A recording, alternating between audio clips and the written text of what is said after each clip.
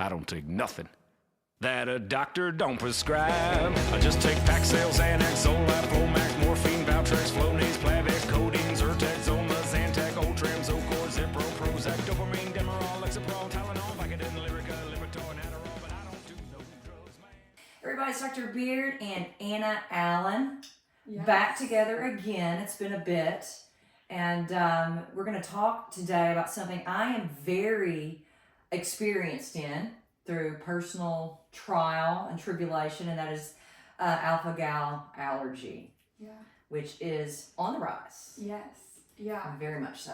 And I'm excited today just because we have a lot of people out there who are listening who always have a lot of questions for you and your experience and where you are now and where you have come from. Mm-hmm. And there's just a lot of confusion out there about alpha-gal. What is it? And is it a death sentence? You know, is it like... Are you doomed when you get this diagnosis? So just want to clarify things today, but also just hear your experience about what you've been through and offer encouragement and hope too. Yeah, I learned a lot. Of course, my experience is, everybody's experience is different, but I'm definitely in recovery, if not in complete remission and cured. Yes. That's amazing. So in a very short amount of time compared to a lot of other people. So I can talk about what I did to get to this point. Yeah. And maybe it was just a tincture of time. I don't know. But I feel like I've been taking a deep dive into alpha-gal issues. So is Paul. Paul has more so than anybody because he just wanted his wife well. And Paul is a researcher and he's the most persistent person I know. Mm-hmm. And we discovered a lot of things. Yeah. Well, I'm excited to get into it. Yeah. And just to start, just for anyone listening who's like, I have no idea what you're talking about. What is alpha-gal syndrome?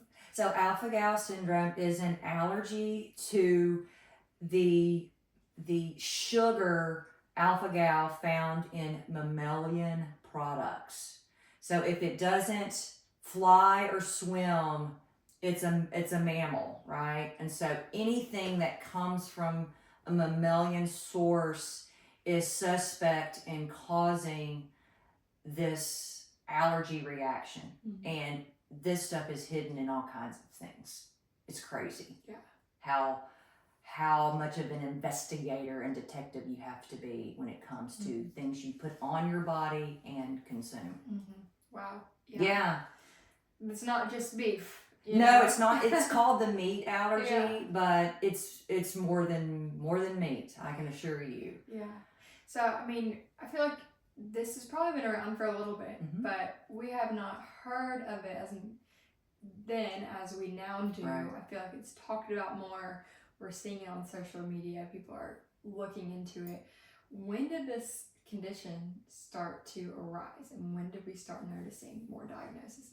So prior to 2020, or the COVID madness, I knew of one person who had alpha-gal allergy, and she was a former health coach. And she came to me back when I had just opened up my direct primary care clinic with these weird issues. And I was clueless, but she came back later and told me that a lady from Fayetteville, Arkansas had diagnosed her with alpha-gal allergy.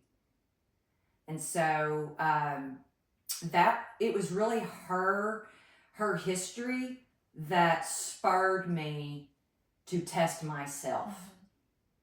Because I remember her saying that she would wake up in the middle of the night, panicky, couldn't sleep, and I was like, wow, that is me. Not only do I'm waking up panicky, I'm never sleeping at all, Yeah. So she, like I said before COVID, she was the only person I knew of. And now after COVID, people are coming out of the woodwork. Mm-hmm. I know so many people. Now, people know I'm a physician who has some experience with it, so they're seeking me out. But it's crazy just the amount of people that I'll tell, I had alpha-gal allergy. Oh, my nephew has it, or my husband has it. And it's like, wow, what's going on? Why have we seen this huge surge? and it's, I feel like it's coming down to immune dysfunction. Not everybody that gets bit by the ticks that carry this, that can give you alpha-gal allergy. Not everybody is developing alpha-gal syndrome. So what is it about the person who gets this tick bite or chigger bite, by the way? You can get it from chiggers as well. If you're in Arkansas, you just, and I'm not trying to make you paranoid, but just kind of be careful. But I feel like some people are susceptible for reasons that I'm still trying to understand. But I feel like, in my instance, I know I have immune dysregulation. I have 18 inches of colon remaining. So there's always going to be some, immune system issues. I had food sensitivities. My gut health was not great when I got bit by that tick. And other people that I have talked to have had, prior to getting the tick bite and developing alpha-gal, they had mold exposures and toxicities and food sensitivities. And that's pretty much kind of been the theme across the board is people, they have gut dysbiosis, suspected gut dysbiosis prior to it, based on just their history. Right. So what does COVID do to our bodies? It causes immune dysregulation. There's so many patients I have who I am treating for long haul COVID. They'll tell you I am not the same since I got sick with it, and even if you think you're feeling great and didn't have any lingering symptoms, did it still do something to our immune system? Right.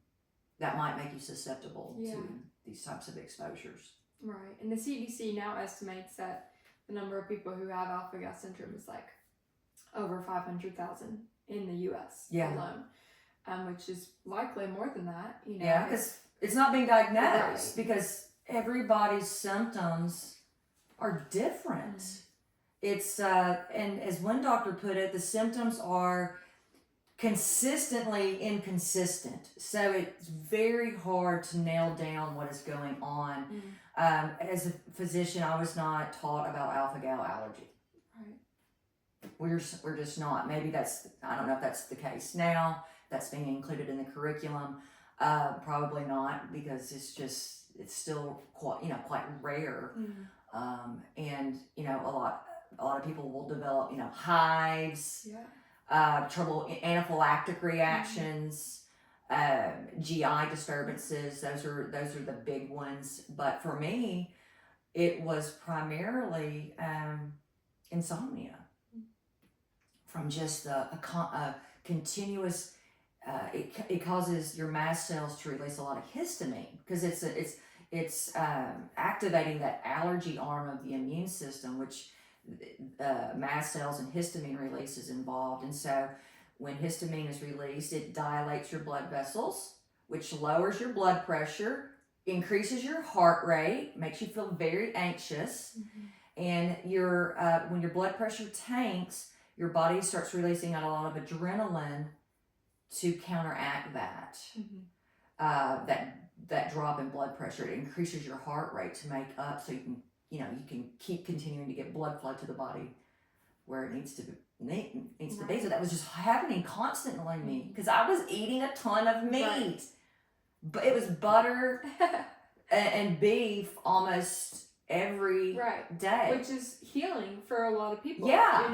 It can be really healing for so many conditions, so many symptoms, just because of how nutrient dense those products are. But in your case, it was exasperating what you were experiencing. And I was like, this is a histamine response because I'd check my blood pressure, it'd just be like 100/50. I'd be feeling sick to my stomach, super anxious because my heart rate would be in the 80s or even the 70s made me feel anxious because I was used to mine being in the high 40s and low 50s. That's where I stayed. I was an athlete. That's just where I stayed. And so the 70s sounds normal. Even if I were to go to a doctor and it's like, my heart rate's in the 70s, I'd be like, okay, cool. Great, you're in great shape. Like, no, you don't understand. That is so high for me. So it was that histamine. I knew I had a histamine issue. I just did not know what was causing it. And then I remember having a gluten-free beer and going, I'm having like, interesting. I was coughing and I felt like I wasn't getting air, and I was like, what is it about this gluten-free? What is going on? And I never could, I was like, is it because there's a lot of yeast, in it? And then I recall when we were in Colorado, I got stung by a bee, and that next day my whole back was covered in hives, which had never happened to me with a bee sting. Okay, never. Yeah. And I took something with a gelatin took something with a gelatin capsule one night, and I almost had to go to the ER because I was like, couldn't breathe. And I was like, what the heck is going on, And so those are not pieces that are easy to put together. And I remember I broke down and took Zyrtec. And that's very hard for a functional medicine doctor to just like, all right, what the heck, But I remember sleeping better because it's an antihistamine. Right. And I was finally sleeping. But then I'm like, I can't take any more of that stuff, right. And so, of course, my sleep, goes back to crap. And luckily, it was about 6 months before I made the diagnosis. It was just like... It's a long 6 months. It was, but most people it's 2-3 years or more. Or never. Yeah. So I count myself as being, one of the lucky ones. And, it was just a lot of praying going on. And there were some beautiful encounters with God during that time.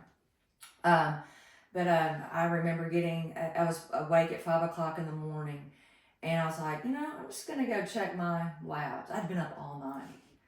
And there I saw it. I was like, wow, it's positive. And I remember just being elated. Because I was like, I have an answer. I had been told, you need cognitive behavioral therapy. It's your hormones.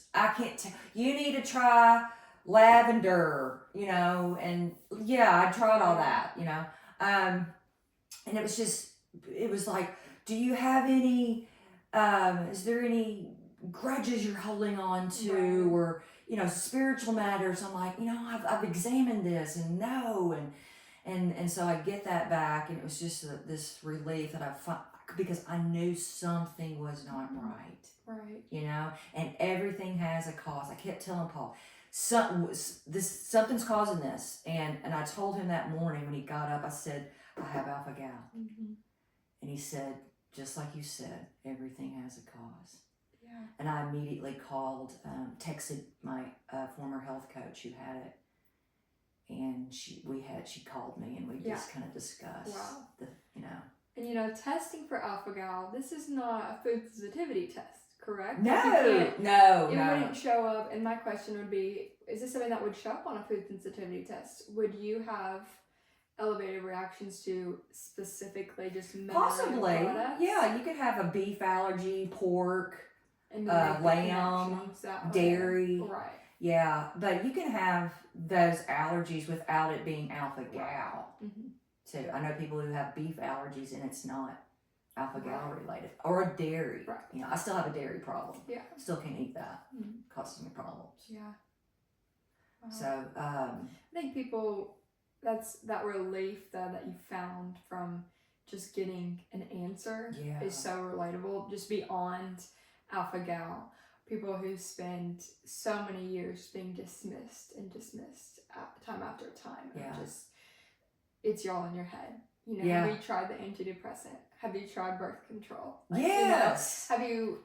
You need to go see the psychiatrist. You need therapy. Especially, I feel like you see more commonly those issues in women who are increasing in age, entering more menopausal years. It's like you're being told you're crazy. You should go to therapy. Another thing so alcohol, I found out alcohol makes the allergy symptoms worse for some reason, probably what it's doing to the gut.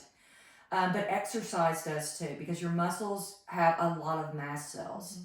And so when you're exercising, especially people who get itchy when they first start working out or running, that day, it's kind of like, oh, I'm itching. Well, that's mast cells. They're releasing histamine because your muscles are contracting. And I was like, I just need to get myself tired. So I remember going out on a run. I was like, I'm going to run until I'm exhausted. Oh, did that backfire. I was like, that whole day, my blood pressure was tanking. I was super anxious. Just felt just wired. And I'm like, how is this possible? I just ran 5 miles of hilly 5 miles. You know, and it was just so bizarre. Yeah. And I'm like, oh, and then, when I found out I had it, it's like alcohol and exercise make it worse. I'm like, okay. Makes sense. Bee stings. And that one is interesting to me. It worse. So I had all of that under my belt. Right. Check. Which is good. I mean, I learned a lot, right? You know, experience is by far the best teacher ever. You know, and hey, just go ahead and let me know. I learned for your sake. Hopefully you don't experience that, you know. So the test I ran was just an alpha-gal allergy panel. Is it a blood test? It's a blood test. Your doctor can order it. It's LabCorp and Quest both offer it. Our cash fee price for it is like $140 with LabCorp. I think it's like $100 with Quest. Yeah. So pretty cheap. Yeah. You know, that could give you some answers. I have had it over the last year. I would go back and get it checked periodically, and it has just been decreasing and decreasing and decreasing. And I'm now, my beef is almost at that negative value. So it checks it per food? It goes beef, pork, lamb, IgGE, which is the allergy response, and then alpha-gal IgE. Okay. And so my alpha-gal IgE is in the low equivocal. Equivocal meaning we don't know what effect this has. And is that low equivocal could be someone who's not experiencing symptoms at all? Yes.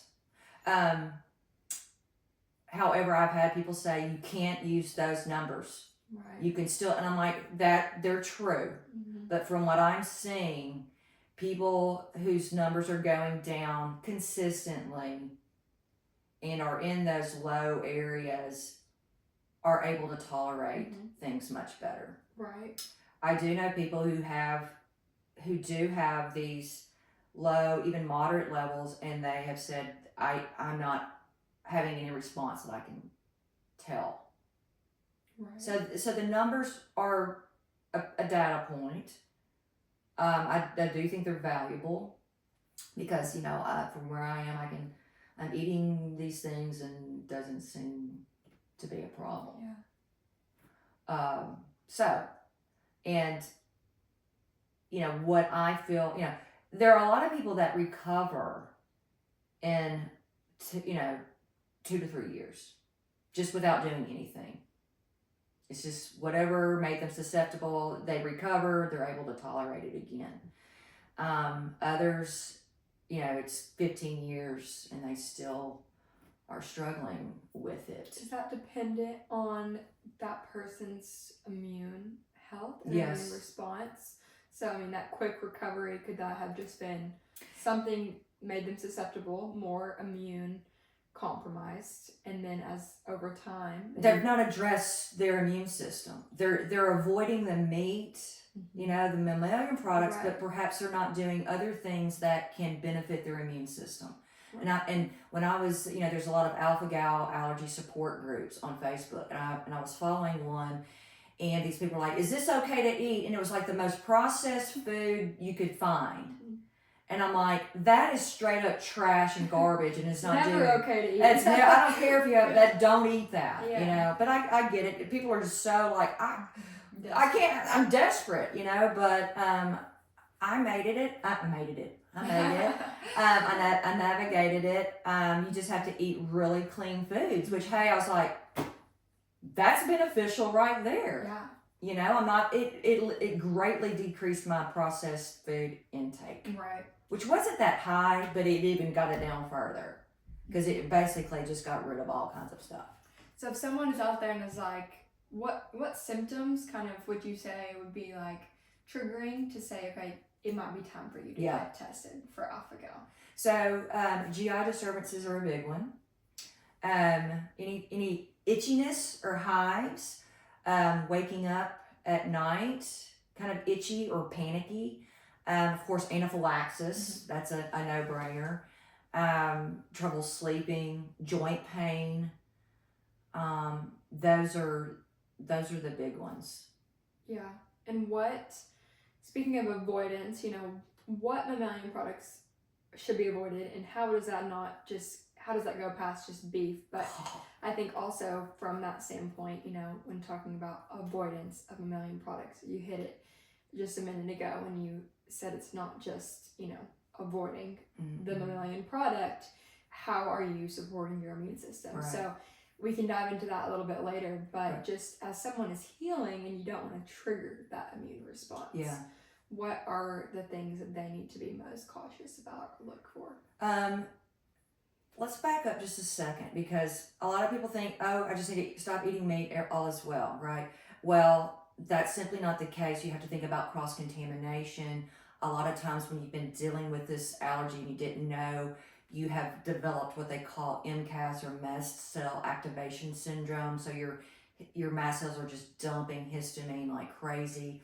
And there's other things that cause that histamine dump other than just eating the mammalian products, so that has to be addressed as well. So you're having to limit foods that are high in histamine, avoid triggers like smoke. That was a big one for me. Smoke would really get my symptoms going again. And also it's cross-contamination. Eating out is very difficult. You can order the chicken, but did they just grill it on the same spot they just grilled a hamburger patty? So that has to be taken into account. Paul and I had to use separate grills. He had to go buy me another one because he cooked fish on a grill that we had been cooking steaks and stuff on, and the splatter got on my fish, and I just reacted badly to it. Of course, I had to cut out. Fish was an issue because fish is a high histamine food, especially if it's not caught fresh. Right. Nobody gets fresh fish. It's not just mammalian products you're worried about; it's high histamine. Initially, and then that got better. But you can buy, Paul was buying me chicken jerky. Well, it was encased in pork. The pork, what do they call it? Encasing. Yeah. So it's still, it was, here I was eating. And so I was having to figure these little things out. And I remember brushing my tooth with a toothpaste that had carrageenan in it, which is from an algae that cross-reacts with alpha-gal. And I remember my gums and my teeth were hurting so bad, and I had this horrible heartburn, which is another symptom. I had horrible heartburn that would just come and go. And I was like, what the heck? And I looked at my toothpaste, and there it was, carrageenan. And as soon as I stopped using that toothpaste, teeth stopped hurting, heartburn went away. You have to look at supplements, so things like magnesium stearate or stearic acid. They can be from vegetables, but they can also be from mammals. So that's something that has to be taken into account. Vitamin D, the vitamin D3, the cholecalciferol, is made from irradiated lanolin. So it is technically a mammalian product. So I had to switch to a vegan D3 from Nordic Naturals. And couldn't take any supplements that, couldn't even take some of my own stuff. Anything with a gelatin capsule. So, gelatin is off. Collagen supplements. There was a probiotic we have called Biome Restore that had bovine IgG in it. Don't know if it was going to be an issue or not, but it said bovine, it was gone. They also, a lot of foods are processed with bone char. So a lot of your spirits and beers are clarified using bone char. Even bottled water and syrups and sugar, they go through a clarification process that uses bone char. And some people report being sensitive to even those types of things. Wow. Sometimes I'm wondering, like, is it the sugar? Is it Right. the bone char? Or is it really the sugar? You know, because sugar makes me anxious. Yeah. You know, but I'm gonna believe them. You know, if they're that sensitive, God help them. Yeah. You know, I know people who couldn't wear leather boots or sit on leather furniture. All my shampoos and body products had to be vegan. And even then, there are things that get snuck into the formulas that aren't really being paid attention to, and the companies don't mean it. It's just they don't know that can still have, you know, mammalian products in it. Wow. So I just threw everything out super strict, avoided all the histamine triggers, was taking vitamin C and magnesium like crazy because that's great at calming that histamine down. Stopped doing intense workouts because I couldn't anyway, so I was doing a lot of walking, getting outside, and eventually, you know, things calmed down. Of course, not sleeping for that long. I had a lot of HPA axis dysfunction, so I was still having trouble sleeping. It was getting better. Right. You know, and then, you know, last summer I started sleeping a lot better. Praise God. And I'd also just finished 10 sessions of hyperbaric oxygen. So that I feel was a big one. There's a chiropractor in Missouri who swears that if you have alpha-gal, hyperbaric oxygen will cure it. The only reason I even considered it was because I had spoken to a guy at my church who cured his Lyme with hyperbaric oxygen. And when I had my first hyperbaric oxygen session, the lady who owns it said that a massage therapist had had about 22 rounds of it and had cured herself of alpha-gal. Wow. And I was like, okay, great. And just so it happens, after I finished just 10 sessions, that summer I tried elk. I started with elk first, did not have a problem. Then the next week I tried grass-fed beef, steak, not ground, but just no problem. And then I started eating it about once or twice a week. Didn't seem to have a problem. And when I got back, I checked my values and they were half of what they were the year before. And they have just steadily gone down ever since. Yeah. So that kind of gives us a good idea. You know, you're diagnosed, you started making these changes, you tried hyperbaric oxygen therapy, but you were also probably likely doing a lot of other things besides that, because like you said, you know, the foundations, because you were having mast cell reactions along with that over time, it was affecting your HPA axis dysfunction, your hormones, your gut health. Like, just, you cannot separate, you know, it wasn't just an alpha-gal response and no more than that. You'd have to treat the alpha-gal response. You know, it went through many systems of your body. Yeah, I had to make sure that I was eating really good food and supporting my gut health and calming my nervous system.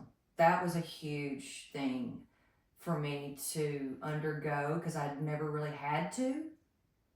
But then I understand the importance of it.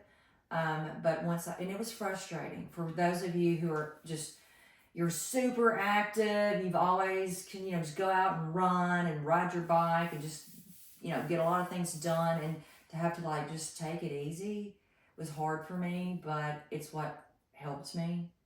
And then I was at a point last summer where I could go on a 35 mile bike ride and not pay for it. And it was, you know, it was just like, thank you, God. Yeah. You know, that you helped me through this and helped me learn a lot of things that I should probably be practicing anyway. Right. Kind of sent you to a place where you had to practice the foundations. Yeah. You know. Yeah. And I stopped drinking alcohol. I haven't drank caffeine since. I stopped drinking caffeine then because because my HPA axis dysfunction, I was just not processing caffeine very well. So I just cut it out completely. I do have a little bit of dark chocolate, but that's it. And so I've just continued to do these things because I feel like they continue to benefit me.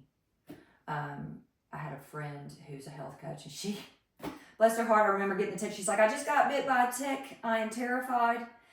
And she's like, I'm just going to go ahead and take doxycycline because I don't want to get Rocky Mountain spotted fever. And I'm like, okay, if that's what you want to do, that's fine.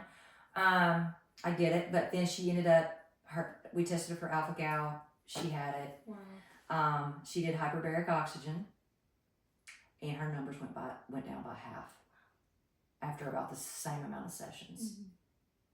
So, is it coincidental? I don't know. I don't think it is. And there's no way to know, you know. No, there's not. Yeah. There's not. Not yet. Mm-hmm. Anyway, I think there needs to be a lot of research done in that department. Hyperbaric oxygen, we know, is doing a lot of great things for your gut health. What is the mechanism behind that? It benefits the beneficial bacteria in your gut, which mine was definitely compromised, and my friend is a health coach, hers definitely compromised. And so is that how it's working? It's hard to say. Right. Yeah. So you're doing hyperbaric and you saw numbers go down. And you continue to see your numbers go down. What other habits, therapies, supplements have helped you get to the point you are now where you have seen your numbers at your lowest? You know, I'm really not taking a lot of supplements. I take a spore-based probiotic, a multivitamin, cod liver oil. I'm still taking my vegan D3. It's liquid. I've got a bunch left over, so I'm still taking it. By the way, my numbers have gone up. I started really getting consistent with that, and my numbers went from 40 to 74 in less than 30 days with using cod liver oil and my vegan D3, which I was shocked to see. Just a testament to the bioavailable supplements. Bioavailability. Yeah. And it's like, okay, we probably need to start offering this, because it has a lot of omega-3s and stuff in it too. So it's like a combo there, right? You can kind of get both. But so I'm not taking a lot of supplements. I try to keep them down to a bare minimum. I do try to eat very clean. I do take digestive enzymes. They just help me. They just do. They make all the difference. Now that the weather is much better, I'm getting outside. I'm even sunburned, if you can't tell, for those of you watching. Sometimes that's I got sunburned yesterday from getting outside so much. I started getting regular massages. I find that is beneficial for me just to calm myself down. In this season of life, it's all about keeping my nervous system in a better state of rest and digest, because that is when the body is able to heal. So anytime you can participate in activities that do that, it's only going to be beneficial. Mm-hmm. So it's been a mindset shift for me in this season of my life. The whole go big or go home, go. I can get all kinds of stuff done during the day. I never stop. Got to have a project going on. It's kind of changed. I think that should be a mindset shift, that even someone who's alpha gal or not, whatever symptoms you're struggling with, or just optimizing, understanding that key point. And when you are in rest and digest, that's when you can heal. And so doing things on the regular, weekly, daily, monthly, yearly, whatever it is, just to send your body into a state where it can rest. It's going to benefit everybody. Yes. No matter what you're dealing with, that is a key component of your recovery. And it's been a missing piece to, I feel like, a lot of treatments and protocols, even in the functional medicine world. I think it's starting to become widely recognized now as a crucial piece. But, just recognizing it goes beyond diet. If you're eating good foods, you cannot absorb those good nutrients if you are not in that state of resting. No, you won't. You'll have leaky gut, dysbiosis, trouble with your transit, and so things are not going to go well when you are, anxious. And so other things that I've been doing is just getting outside more, staying off my phone, which, quite frankly, I have enjoyed greatly. Because I can be on that thing in 10 minutes, I'm already feeling anxious. And I'm like, why? I don't understand what's going on. What is this? What are you doing to me? But so I'm staying off my phone. working on other things that bring me joy, spending a lot more time with God in prayer, spending more time with friends, walking a lot more outside, walking around the farm with the chickens. You know, they're kind of like, they just follow me whenever I'm outside. They're calming for me. So it's an appreciation for the simpler things. That's kind of what it's been looking like for me. That's great, and that's super encouraging. And if someone's out there who's listening and is like, I've just been diagnosed with alpha-gal, or I think that might be what's hindering my healing, or maybe even just, I don't know if it's alpha-gal, but I'm struggling with this. What encouragement do you have for them, and also where can they begin? It's not a lifelong sentence, okay? And be careful if you go to any of the alpha-gal allergy support groups that are on social media. I find that there's just a lot of doom and gloom and a lot of people who know just enough to be dangerous sometimes. I'm not saying you can't find some good information on there from people who got it together a little bit more, you know. But I was seeing a lot of stuff on there. I'm like, this is not good information for the most part. But there's a website that has just been kind of renovated per se. It's called the alpha-gal allergy. It's called alpha-gal-allergyinfo.org. The website is phenomenal. Wonderful, wonderful resource. Are there things that are still lacking on it? Yeah. Which there was more about hyperbaric oxygen therapy, you know. Maybe I need to reach out to the people who are running that website. But that's a great place to start. And then if you just feel like you need some additional support in walking through this process, you know, find a practice who has somebody on the team that has been there, done that. Because if you've not been there, done that, it's really hard to understand and know about all the little nuances and pick up on things that you might be doing that might be sabotaging your healing and recovery. The one last thing that I do want to mention, there's something called Solomon Auricular Allergy Treatment, or SAT. It is a treatment where it's kind of like an acupuncture treatment where they put these little needles in your ear. They stay there for a few weeks. They kind of look at the response. This has helped a lot of people be able to tolerate mammalian products again. It has not worked for everybody. And when I had mentioned this on my social media pages about, hey, who's done it? What was your response? I did have people reach out to me and say, hey, don't do this. And here's why. And I was like, okay, tell me, you know, because I had already made my appointment with somebody. I was going to go get this done. And they're like, it often provides people with a false sense of security, because you can be fine and then all of a sudden one day 4 years later eat a mammalian product, have an anaphylactic reaction, and you're gone because you weren't prepared for it. And that has happened to a lot of people who have had this procedure or therapy done. You know, if you're not anaphylactic, then perhaps you might want to give it a try. But if you do get it and you find that you can tolerate it again, I would still have that EpiPen on hand at all times. Yeah. Because and there were several people that told me this, that they had had friends that had passed away because of this false sense of security that it provided. So, yes, can it help? How is that curing it? Right. Maybe it's just kind of altering the immune response for a temporary amount of time. I'm not sure.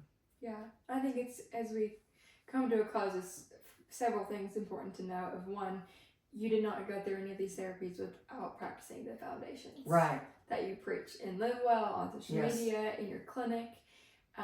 You know, the foundations are going to optimize healing. In any condition. Yeah. Any condition you have starts with the foundations. That has to be done no matter what. Mm-hmm. If you want to have long-term success in sugar recovery. Yeah, that's great. And I think, we will link the website that you mentioned in the show notes as well, so you can have access to that. And also, you have created an amazing resource on FullScript lately. Yes.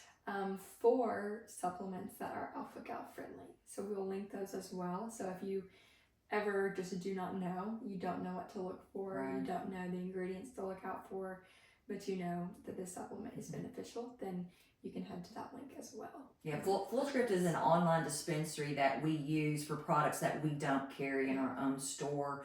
And if you access FullScript via the website, you're automatically given a discount, and you have access to everything.